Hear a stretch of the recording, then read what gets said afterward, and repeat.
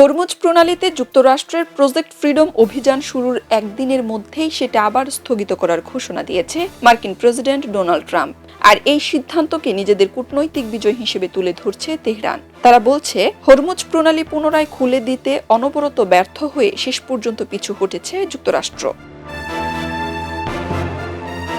সামাজিক যোগাযোগ মাধ্যমে এক পোস্টে ট্রাম্প বলেন, যুক্তরাষ্ট্র ও ইরানের মধ্যে মধ্যস্থতাকারী হিসেবে কাজ করা পাকিস্তানের অনুরোধের ভিত্তিতে তিনি এই সিদ্ধান্ত নিয়েছেন। তবে তিনি এটিও স্পষ্ট করে দেন যে ইরানি বন্দরগুলোর উপর মার্কিন অবরোধ বহাল থাকবে। ট্রাম্পের ঘোষণাটি এমন সময় এলো যখন দেশটির পররাষ্ট্রমন্ত্রী মার্কো রুবিও জানিয়েছেন, ইরানে প্রাথমিক মার্কিন ইসরায়েলি হামলা শেষ হয়েছে। রুবিও জানান, ইরানের বিরুদ্ধে যুক্তরাষ্ট্র ইসরায়েলের যৌথ সামরিক অভিযান অপারেশন এপিক ফিউরি ইতিমধ্যেই তাদের লক্ষ্য অর্জন করেছে।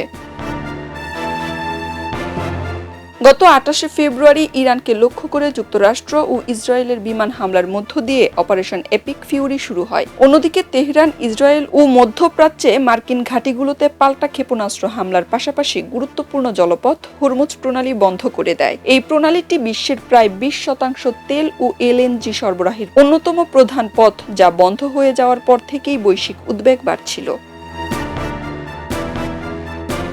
এরই মধ্যে সামরিকভাবে যুক্তরাষ্ট্র নিজেদের অবস্থান সফল বলেই মনে করছে। তবে বাস্তব চিত্র কিছুটা ভিন্ন।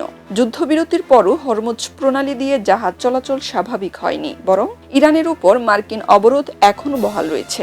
একই সঙ্গে সাম্প্রতিক দিনগুলোতে দুই পক্ষের মধ্যে উত্তেজনা পুরোপুরি কমেনি, বরং স্পিডবোটে হামলা, সতর্কতামূলক গুলি ছোড়ার মতো পাল্টাপাল্টি অভিযোগ পরিস্থিতিকে আরো জটিল করে তুলেছে। এই অবস্থায় ট্রাম্পের নতুন সিদ্ধান্তকে তেহরান কেবল কৌশলগত পিছু হটা নয়, বরং নিজেদের কূটনৈতিক শক্তির প্রমাণ হিসেবে তুলে ধরছে।